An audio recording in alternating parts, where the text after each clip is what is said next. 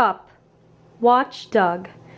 Doug bounded over some rocks, scrambled up a hill, and crossed a little stream.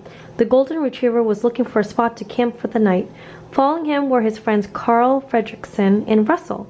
Doug had met them in South America when Carl and Russell were on the adventure. Doug wanted to find the best camping spot ever, just for them.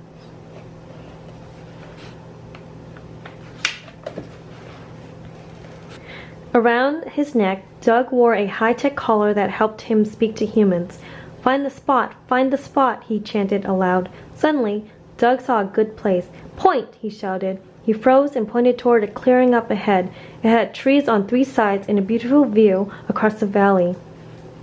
Russell and Carl looked around. I like it, Russell said. Carl put down a picnic basket that held their dinner and breakfast for tomorrow. Next to it, he placed a jug of lemonade. Okay, Russell, let's set up those tents of yours, he said. The day had been full of new sights and sounds. Carl, Russell, and Doug had hiked along a trail and climbed to a beautiful overlook. But now the day was over and the sun was setting. Carl and Russell put up the tents and unrolled their sleeping bags.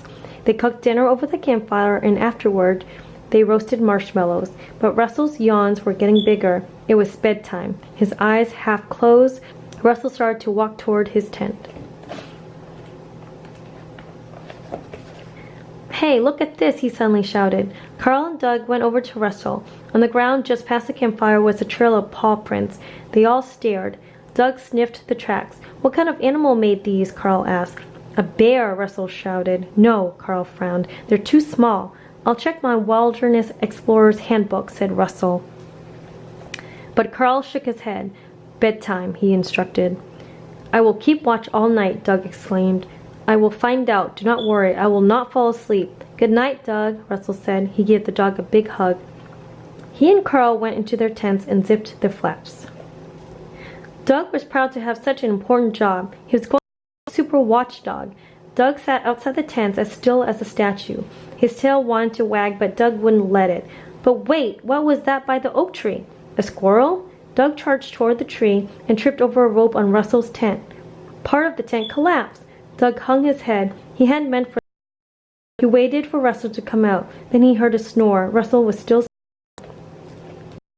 Doug slung back to his watching spot. He had made one that could happen to any watchdog. The moon rose higher into the sky. Doug wanted to howl at the moon, and that would wake up Carl and Russell. Was under his paw.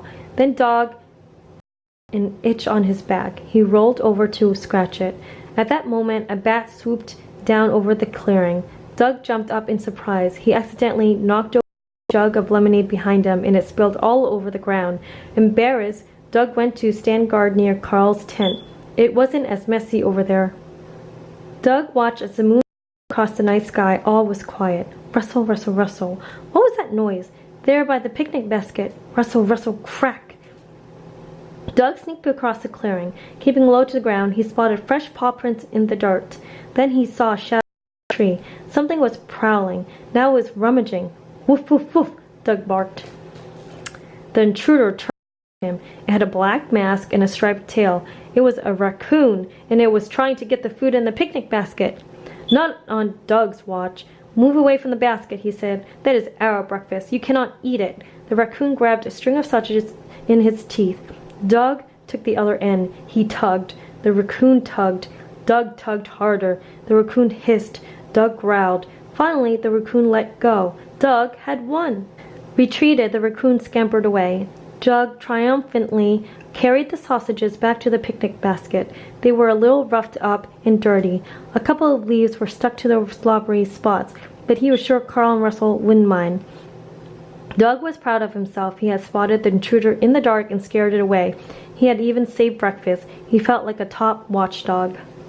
Soon the sky began to lighten and the stars started to fade. Doug was very sleepy. His eyes felt so heavy. His paws felt so heavy. His ears and nose and tail were so heavy too. But he couldn't give up standing guard now. It was almost morning. Doug put his head down on his paws. He would rest for just a minute and then go back to keeping watch. Resting his head felt nice. Maybe he should rest his eyes for a minute too. It was getting harder and harder to keep them open. Doug closed his eyes. He wasn't going to sleep, though. He was going to stay up all night to make sure Carl and Russell were safe. Nothing was going to bother them, not as long as... Honk! Shoo! Honk! Shoo! Doug fell asleep. A few minutes later, Carl came out of his tent. Carl looked around the clearing. He noticed Russell's tent and heard the boys still snoring.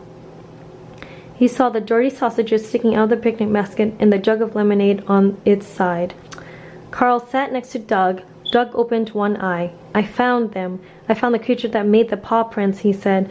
Yes, I heard you, Carl said. He gave Doug a pat on the head. Good dog. Good Doug. Is it breakfast time yet? Russell suddenly called from inside his tent. No, go back to sleep, Carl replied. After a moment, Russell's snoring continued.